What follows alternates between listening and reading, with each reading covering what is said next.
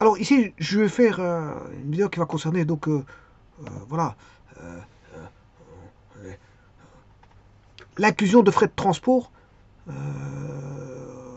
dans la facture pro forma. C'est-à-dire que il va voir le prix de la marchandise, bon, qui se trouve par exemple dans un camion, par exemple, hein, c'est la marchandise transportée. Et puis il faut le transporter, donc il faut payer les frais de transport. Donc ici, il y aura la marchandise et les frais de transport. Bien sûr, il y a une TVA. Supposons que la TVA soit la même pour les deux, pour la marchandise et les frais de transport. Donc à ce moment-là, qu'est-ce que je vais faire? Bon, je fais un calcul de la sorte. Marchandise, c'est MT.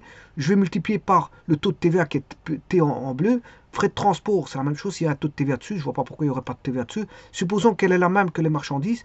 Frais de transport fois T. T, c'est étant le taux de TVA. Alors, je somme les deux, MT fois T plus FT fois T. Comme T est le même, c'est le même taux, ben je peux mettre en évidence le taux. Et donc, grand MT plus FT, ça fait le montant de la marchandise plus les frais de transport, mais ça constitue la base imposable. Et c'est sur base de ça que je vais calculer, je veux dire, faire la passation des écritures comptables. Alors qu'est-ce que je fais? Je crée le prix hors TVA, voilà, je rajoute les frais de transport, voilà, oui, et ces deux-ci constituent, voilà, l'achat de marchandises. Achat de marchandises, ce sont les frais de transport plus les, voilà, le prix hors TVA de la marchandise. Voilà, ça c'est donc est inclus dans les 1 million les achats de marchandises, les 1 million 200 000, enfin les 1 million 200 unités monétaires, mais est inclus le frais de transport. Donc on voit bien qu'il y a 200 de frais de transport là-dedans. Alors, ça, c'est la base imposable. En quelque sorte, c'est la base imposable. Donc, on inclut les frais de transport dans la base imposable.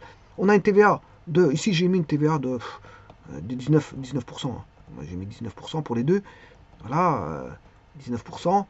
Euh, euh, j'ai mis le régime à 19%. 19.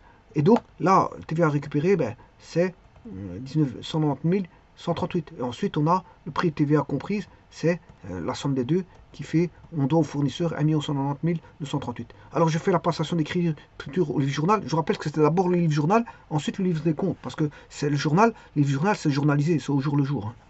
Hein. C'est comme un journal de classe, c'est au jour le jour. Le livre journal, c'est au jour le jour.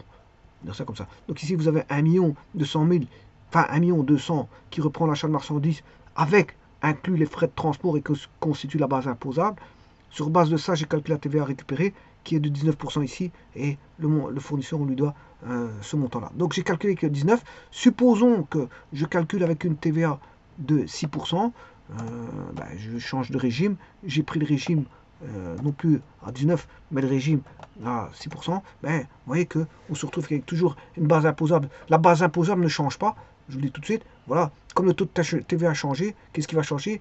Ben, c'est d'abord la TVA qui va changer, TVA récupérée, et bien sûr ce qu'on doit au fournisseur parce que voilà, ça a changé au niveau du montant à payer total. Voilà, après, avec les taxes comprises, ça a changé.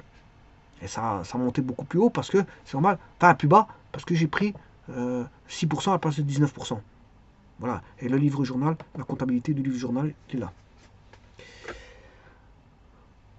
Je vous remercie.